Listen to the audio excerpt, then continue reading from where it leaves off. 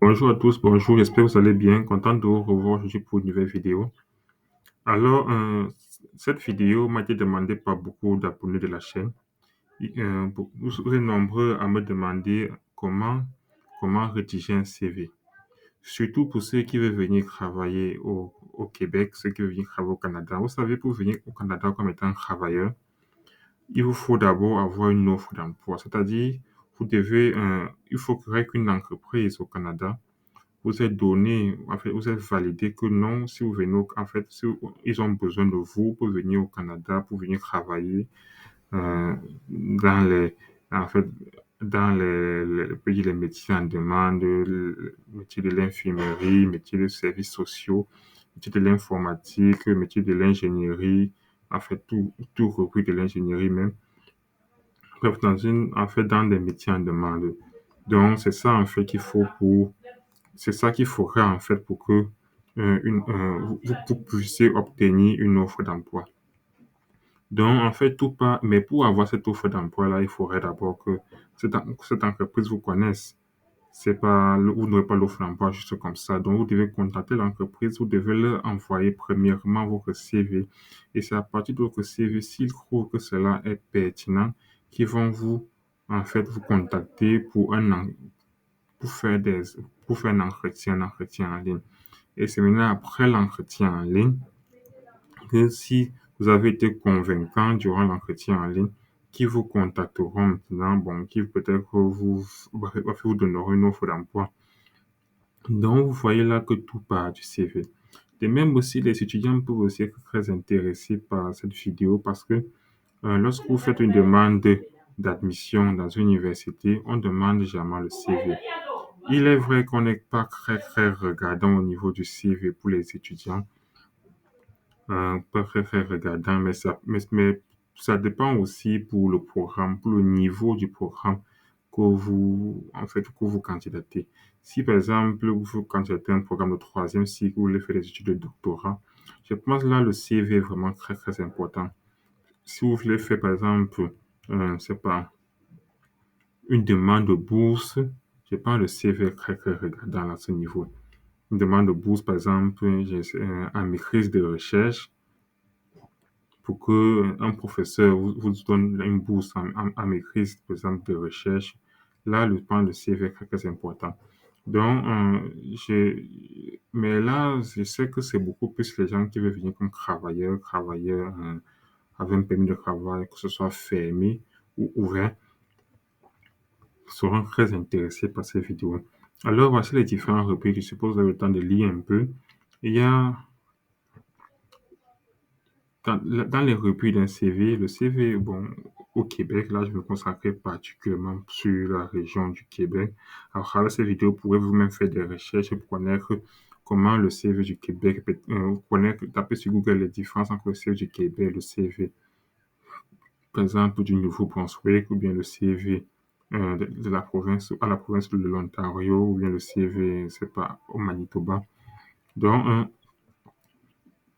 ici, dans le CV du Québec, voilà les différentes sections qu'on retrouve généralement. Il y a tout d'abord la section coordonnées. Dans cette section, vous allez mettre votre nom. Je vous recommande de commencer par mettre d'abord le prénom, ensuite le nom, parce que, bon, en général, je dirais, surtout dans beaucoup de pays africains, généralement, l'accent n'est pas remis à ce niveau. Vous pouvez commencer par le nom, ensuite le prénom, ou bien le pronom, on ne regarde pas vraiment beaucoup cela. Mais ici, bon, il regarde un peu, donc je vous recommande de mettre le nom après le prénom, pardon, après le nom. Et vous mettez, toujours dans cette section coordonnées, vous allez mettre votre adresse postale, votre adresse Skype, parce que les entretiens se font généralement par Skype, le lien de votre profil LinkedIn. Et si vous avez un site internet, vous pouvez aussi le mettre là-bas. Pourquoi pas? Bien sûr, si c'est un site internet qui présente vos activités professionnelles, donc c'est un site internet pour vos activités professionnelles, vous pouvez aussi l'ajouter là. Et ensuite, vous avez une section profil. Bon, tout dans la section coordonnées, vous pouvez aussi mettre votre adresse postale si vous en avez une. Vous pouvez mettre votre adresse postale et votre pays. Maintenant, dans la section profil, là, il s'agit un peu de délister un peu en différents points, en fait, quels sont vos divers, avec quels vos profils professionnels. Je présenterai quelques exemples de CV à la fin de cette vidéo. Par exemple, si votre profil, vous avez un profil, je vais prendre un peu le cas de l'informatique, je ne sais pas, d'analyste fonctionnel, un profil de développeur. Bon, en fait, c'est une session, en fait, vous décrivez en plusieurs points, en fait, quels sont les grands domaines dans lesquels vous situez. Mais attention, il ne s'agit pas là-bas. Bon, en fait, c'est un peu un endroit où vous commencez déjà par lister vos compétences déjà. Vous commencez à lister vos compétences, mais en grand domaine. Bon, je prends un exemple. Par exemple, bon, je vais toujours me citer le cas de l'informatique et c'est le domaine que je maîtrise le mieux. Euh, Dans l'informatique, vous pouvez, j'ai parlé d'analyse fonctionnelle, vous pouvez mettre concepter des diagrammes UML, vous voyez un peu des trucs comme ça, Hum, rédaction de tests. Donc, c'est un peu ça de cru qu'on retrouve là. Dans d'autres domaines, je ne sais pas combien, mais je pense que vous comprenez un peu mieux ce que je viens de dire. C'est un peu un endroit un peu que vous listez un peu déjà un peu vos compétences, mais je peux dire en grand bloc. Dans la session compétences, ici, on sera beaucoup plus technique. Des fois, on appelle même cela, cette session, des fois, cette personne appelle cette session compétences techniques. Parce que là, on est vraiment, en fait, là, on va lister un peu les outils. Vous allez, par exemple, dire que vous savez maîtriser, c'est pas Excel, vous savez maîtriser, euh, c'est pas, bon, PowerPoint, vous savez peut-être coder avec tel langage, que ce soit le Python, le Java. Vous savez, je sais pas, vous maîtrisez les bases de données comme Oracle, PostgreSQL. Donc, c'est un peu ça. Donc, on est beaucoup plus, ici, on est beaucoup plus technique, mais s'il faut dire quelque chose d'un peu plus vague, c'est la session profil qu'on va le mettre. Parce que pourquoi ça, ça permet aux recruteurs de connaître directement un peu là où vous vous situez, la session profil. Maintenant, accession compétences, que je répète, certains l'appellent aussi compétences techniques. Ici, il dira, OK, voici donc les outils que vous utilisez généralement pour les différents profils que vous avez mentionnés là-haut. Donc, vous voyez un peu. Maintenant, dans la session expérience professionnelle, bon, je pense à ce niveau, tout le monde sait ce qu'il faut mettre là. Il s'agit de lister toutes vos expériences professionnelles en commençant par le dernier, de commencer par le dernier et par les plus pertinents. C'est-à-dire, quand il parle de pertinence, ici renvoie à l'emploi. C'est-à-dire, ne listez pas des expériences qui n'ont rien à voir avec l'emploi pour lequel vous postulez. Parce que le CV que vous faites, le CV, c'est par rapport à une offre d'emploi. Le CV est adapté à une offre d'emploi. Donc, ça signifie que vous pouvez avoir plusieurs CV en fonction du type d'emploi pour lequel vous voulez postuler. D'accord? Dans la session expérience professionnelle, mettez des expériences en fait, qui ont un lien avec l'emploi pour lequel vous postulez et commencez par le plus récent, en fait, au dernier que vous pouvez lister. C'est vraiment cette session qui sera vraiment très longue. Elle peut prendre jusqu'à 2 pages, hein. Ne pensez pas que le CV au Québec, surtout au Québec, euh, c'est en moyenne entre 2 ou 3 pages. C'est en moyenne entre 2 ou 3 pages.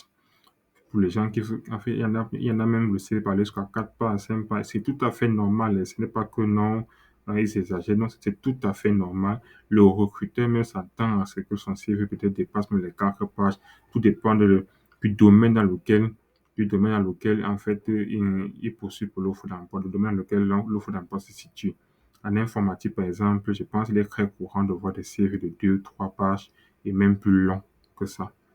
Parce que, bon, si vous avez plus d'expérience professionnelle, il faut décrire, et que vous partez, par exemple, postuler à un poste, je ne sais pas, de développeur senior, vous devez vraiment décrire quels sont en fait, tout ce que vous avez fait, tous les différentes choses que vous avez fait dans tous vos divers offres d'emploi en fait, qui fait de vous un bon candidat pour un poste de développeur senior. Donc, La section expérience professionnelle, c'est celle qui prendra une grande partie de votre CV, je dirais même les 70%, et que vous devez bien rédiger de façon structurée.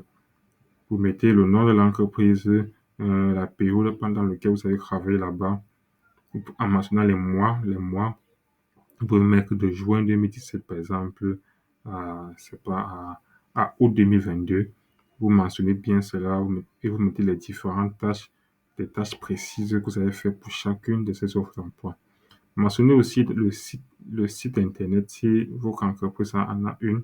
Avec si les entreprises où vous avez travaillé en avaient, le site web de ces différentes entreprises. Toujours la session expérience professionnelle.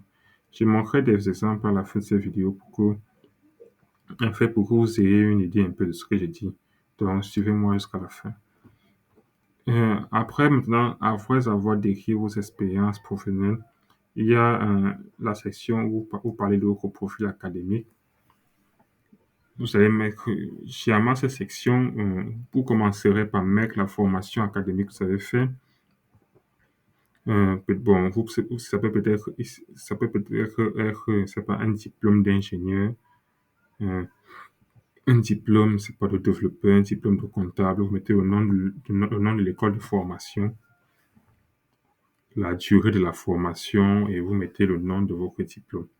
Et entre parenthèses, je vous suggère de mettre l'équivalent de ce diplôme dans le modèle québécois. Je ferai une autre vidéo sur cette chaîne où je parlerai en fait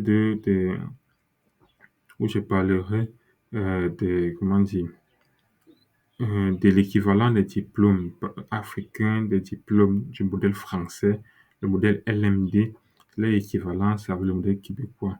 En fait, ce n'est pas vraiment la même chose. Ce n'est pas la même chose. Les noms diffèrent. Le baccalauréat chez les Québécois n'est pas la même chose qu'un baccalauréat. Chez un Sénégalais, chez un Ivoirien, chez un Français même, chez un Camerounais. Donc, c'est pas, les noms diffèrent, pardon. La durée des formations, en fait, il y a des différences. Donc, si vous connaissez déjà, peut-être vous avez fait une équivalence de diplôme, ça c'est pour ceux qui l'ont fait. Je pense à un prix, il faut le payer. Il y a un site pour ça, je ne connais plus vraiment le nom du site. Si vous avez fait l'équivalent de diplôme, ou bien si vous connaissez même déjà l'équivalent de votre diplôme académique, vous mentionnez cela, vous allez mentionner cela dans la section formation académique. C'est-à-dire, une fois que vous avez mentionné l'école qui vous a formé, une fois que vous avez mentionné cela, vous mettez entre parenthèses équivalent, par exemple, pour un baccalauréat en informatique au Québec, équivalent, par exemple, à une licence en comptable au Québec. Vous voyez un peu, donc c'est un peu ça. Équivalent ou bien un DEC, c'est pas un DEC au Québec. Bon, c'est ça. Vous devez un peu connaître cela. Je ferai une vidéo pour mieux vous expliquer ça, pour m'expliquer un peu les noms des diplômes et l'équivalent. Maintenant, pour les formations complémentaires. Bon, là, c'est une rubrique que vous allez mentionner une liste de formation. Vous allez mettre juste après votre diplôme académique. Ici, il s'agit de, si vous avez fait d'autres formations, en plus de formations académiques, peut-être que même durant votre formation académique, en fait, peut-être des formations plus de courte durée, peut-être même des formations en ligne, peut-être des certificats même, des certificats, c'est pas assez reconnu. Vous allez mentionner tout cela juste en bas là. Tout bien sûr, si c'est une formation en ligne, vous mentionnez cette information en ligne et vous ajoutez le site de l'organisation qui vous a délivré le certificat de cette formation en ligne. C'est tout cela donc que j'ai pas de formation complémentaire. Ces rubriques peuvent être assez longues, tout dépendant de votre parcours académique. Et maintenant, vous voyez vraiment qu'avec tout ça, ça fait un CV québécois peut être assez long, vraiment assez long. Surtout, c'est beaucoup d'expérience professionnelle. Donc, si vous avez très peu d'expérience professionnelle, il est possible que votre profil académique n'est pas si élevé que ça. Il est possible que votre CV suffise sur une page.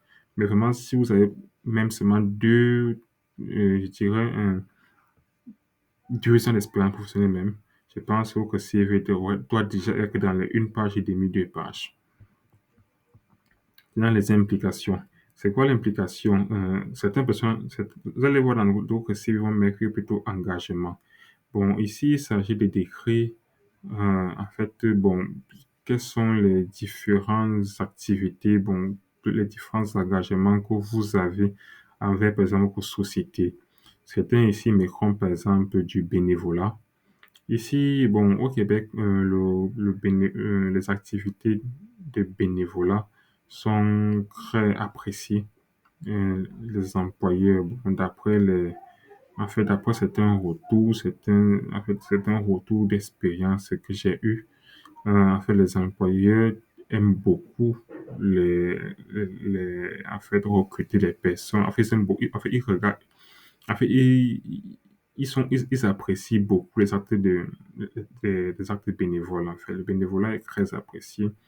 Donc, si vous faites en fait, vous avez des actes, en fait, des choses de bénévoles, donc, vous pouvez mentionner là. C'est pas peut-être que ça peut, que vous avez payé une association, vous avez travaillé pour une association, peut-être en fait pour un orphelinat.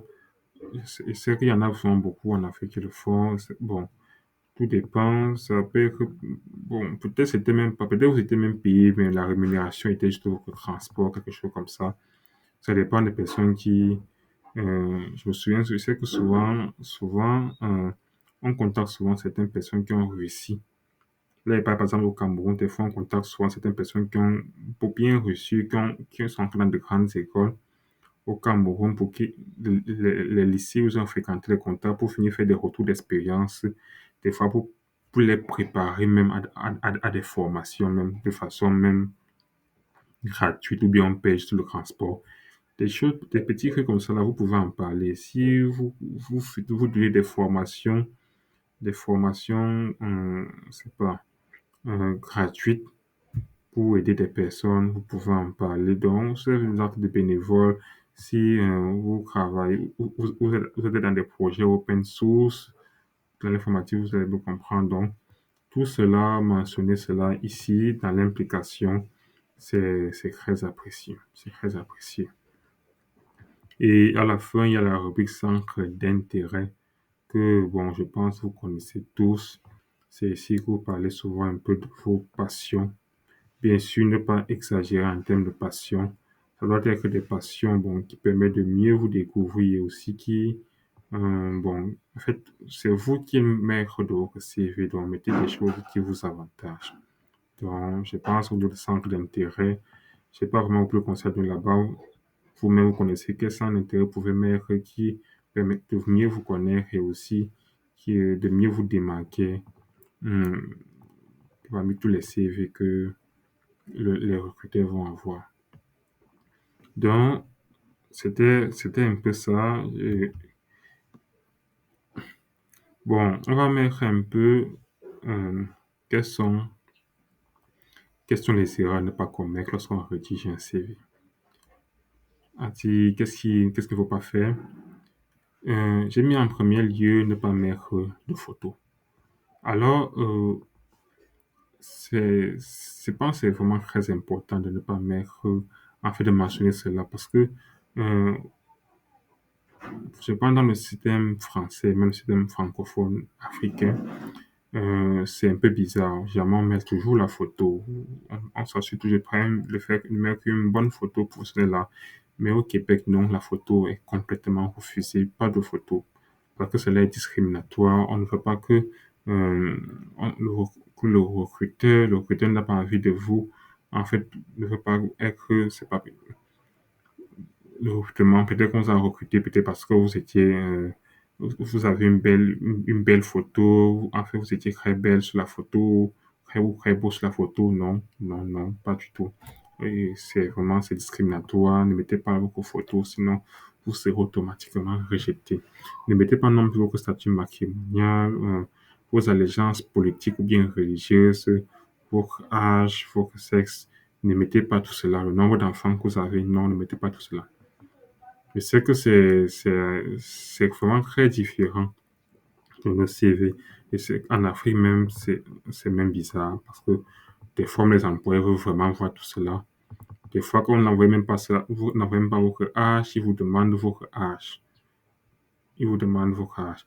Donc, c'est un peu ça. Bon, peut-être que le recruteur vous demandera votre âge durant l'entretien, mais dans le CV, mettez pas cela parce que on ne veut pas que cela soit, parce que sinon cela est discriminatoire. Votre CV peut être automatiquement rejeté si vous mettez cela, parce que ce n'est pas vraiment dans les normes du Québec. Donc, et ne pas, aussi autre chose, ne pas mettre des images ou des dessins sur votre CV. Sauf si, c'est pas, peut-être c'est un emploi dans le domaine artistique, un domaine de visuel, peut-être vous devez répéter certaines images. Et là, c'est encore très, très, je dis cela entre guillemets. Sinon, il ne faut pas mettre des images, des trucs, des dessins un peu étranges sur le CV.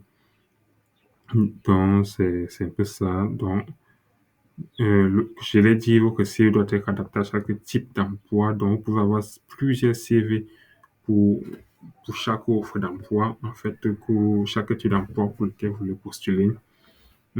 Au Québec, le CV doit être en français et adapté à l'offre d'emploi. Bon, je l'ai encore répété ici.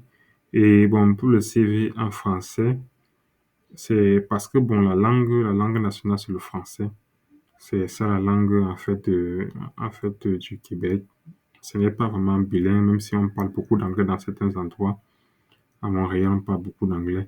Donc, mais le CV, il est considéré rédigé en français.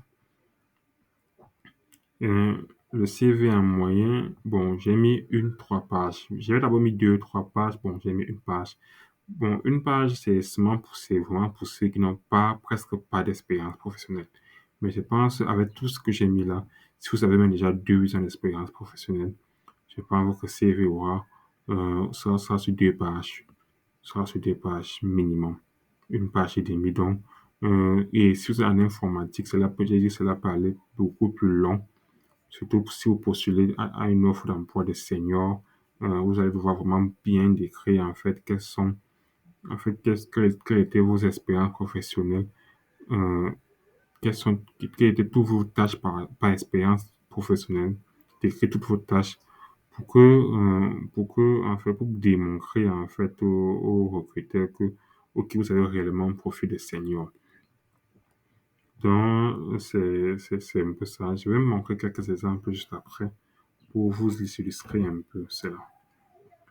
Donc, j'insiste sur le dernier point. Cherchez pas à retirer des éléments pertinents de votre CV parce que vous voulez le mettre à tout prix sur une page. Non. Si votre CV, vous voyez que vous avez des expériences pertinentes qui devraient être sur deux pages, mettez-les alors sur deux pages.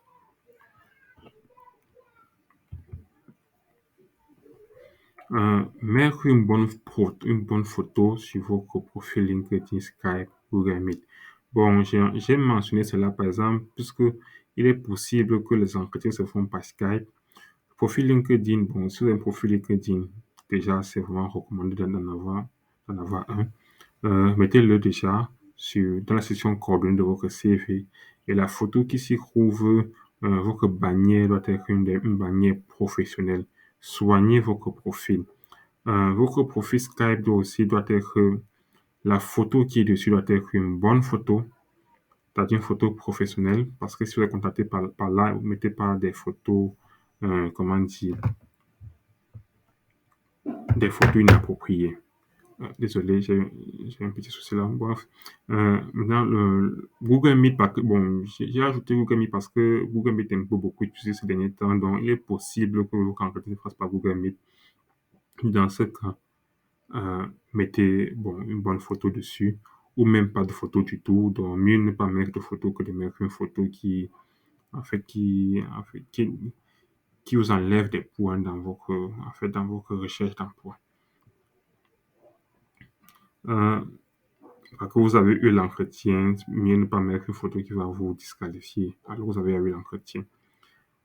Bien rédiger ses tâches en entreprise, ses environnements de travail, ses environnements informatiques. Bon, là, c'est dans la section des expériences professionnelles. Après, dans cette session-là, vous allez lister les différentes tâches que vous avez faites en entreprise.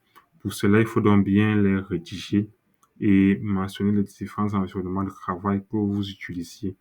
Donc, Il ne suffit pas d'écrire une tâche juste pour écrire. Vous devez vraiment être convaincant, c'est-à-dire, si vous avez fait des trucs avec Excel, dites, OK, vous avez fait cette tâche-là, vous avez utilisé Excel, vous avez utilisé Power BI, vous avez utilisé, c'est pas tel framework, mentionnez cela. Bon, j'ai mentionné ceci, bon, j'ai pas bien écrit. Je l'ai dit, une bonne adresse courriel. Pour les personnes qui ont des adresses courriel avec des noms assez étranges, sachez que vous devez avoir une bonne adresse courriel. Créer, si votre adresse courriel n'a pas un nom assez petit professionnel, pensez à le changer. C'est-à-dire, par exemple, je sais pas, vous avez une adresse courriel qui est, je sais pas, baby94@gmail.com. Non, non. Soit vous mettez votre prénom, ensuite votre nom, ou bien, bref, vous comprenez un peu ce que je suis en train de dire. Je ne vous demande pas de partir avec une adresse courriel, avec un nom de domaine particulier, non, mais que le nom en fait, la structure soit assez professionnelle. Ne cherchez pas à avoir une adresse comment dire, qui peut vous disqualifier juste parce que vous avez envoyé votre CV avec. Soyez concis et précis euh, et explicite tout au long de votre CV.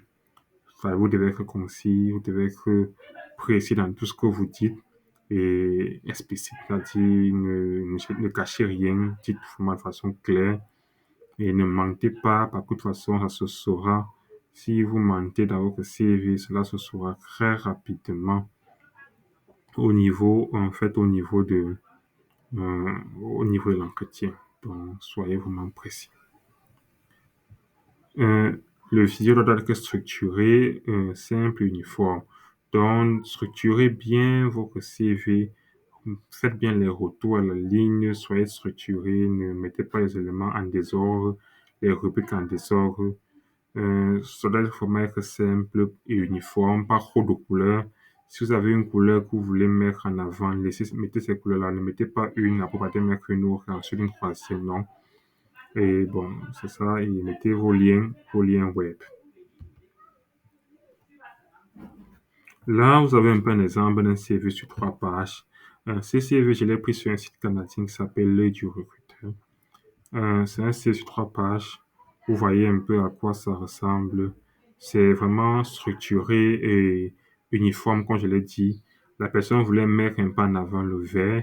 Et vous voyez, c'est ce vert, il est là, mais pas partout. Bon, mais pas très dominant, mais il est là.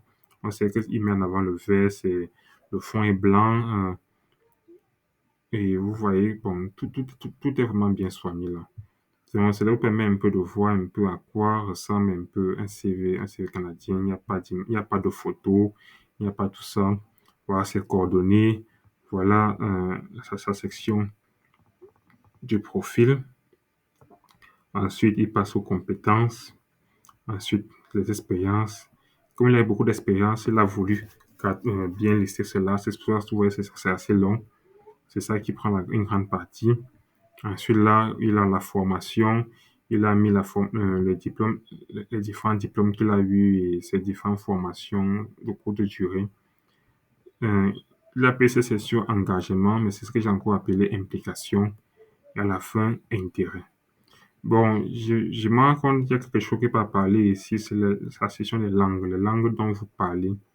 Pour cela, vous pouvez mettre cela juste après bon, la formation. Vous pouvez mettre une autre rubrique, la langue, et vous mettez bon, le français, puis l'anglais, les différents niveaux. Vous pouvez mettre français avancé, bon, anglais avancé, ou bien français intermédiaire, anglais avancé. Donc, tout dépend de là où vous vous situez. Et aussi le niveau débutant, vous pouvez mettre par exemple débutant en anglais, français avancé. Donc, mais ne mentez pas sur votre CV de grâce parce que cela se saura très vite. Donc, là, vous savez un peu à quoi ressemble un peu un CV. Bon, j'ai mis ceci, ça c'est notre modèle de CV. Je l'ai pris sur un site québécois assez connu, un site canadien assez connu qui s'appelle Job Bilingo, c'est prononcé bien. Bon, je l'ai pris parce qu'il était sur une page. Cela m'a quand même, j'étais quand même assez surpris qu'ils aient un CV sur une page sur ce site. Et bon, là, vous pouvez voir comment, bon, c'est assez structuré. Il n'y a aussi pas de photos, il y a une section profil, une section expérience professionnelle. L'expérience, bon, il y a pas beaucoup. Il a mis ses coordonnées ici, son profil académique là et ses compétences là. Pour la langue, bon, je pourrais dire qu'il pourrait aussi acheter un petit endroit là pour mettre la langue. Mais vous voyez un peu ses compétences. Bon, je ne sais pas s'il a tout listé. Euh, pour un informaticien, je ne sais pas si c'est possible de lister toutes ces compétences-là. C'est vraiment très difficile. Bon, il n'a pas beaucoup d'expérience professionnelle. Donc, en fait, bon, j'ai voulu mettre ça pour dire que bon, c'est aussi possible, bon, pour ceux qui ne veulent pas faire un CV trop long, vous pouvez toujours faire votre CV sur une page. Bon, voici un peu à quoi ça ressemble.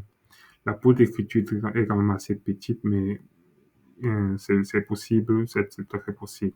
Si vous n'avez pas beaucoup d'expérience professionnelle, c'est tout à fait possible comme son modèle de CV. Donc, j'espère vraiment que cette vidéo, a fait cette vidéo va aider bon nombre d'entre vous. Je mettrai les liens de ces différentes images en description de cette vidéo. En description de cette vidéo, bon, les liens, j'espère que ça, les liens seront encore valides au moment où vous regardez cette vidéo, mais je vais mettre les liens et les différents sites où j'ai pris cela. Bon, si vous voulez avoir des conseils dans la rédaction de votre CV, bon, si vous vous dites que, bon, vous voyez que c'est un peu assez compliqué et vous voulez que je avoir une aide dans la rédaction de votre CV, vous pouvez me contacter. J'ai mis mon adresse en courriel pour avoir une séance de coaching avec moi, une séance de coaching de 45 minutes. Je vous aiderai à décrire votre CV, à rédiger votre CV, à bien structurer votre CV. Donc, c'est ça. Et bon, je pense que c'est bon, ça peut tout pour ces vidéos. Si vous avez aimé ces vidéos, je vous invite à liker la vidéo et à vous abonner tout d'abord. Comment vous pouvez me suivre jusqu'ici si vous n'êtes pas abonné? Vous n'êtes pas très gentil. Abonnez-vous si vous n'êtes pas abonné et likez la vidéo pour promouvoir en fait ce contenu. Ça, c'est une seconde pour vous, mais ça représente beaucoup pour moi. Ça met en avant la chaîne, ça me met en avant sur YouTube et ça m'encourage à toujours vous fournir ce genre de contenu. Donc, likez la vidéo, abonnez-vous, activez la cloche de notification. C'est pour être toujours notifié lorsque je publie des vidéos pareilles. Et bon, merci. Si vous avez des questions, n'hésitez pas à l'écrire cela en commentaire de cette vidéo.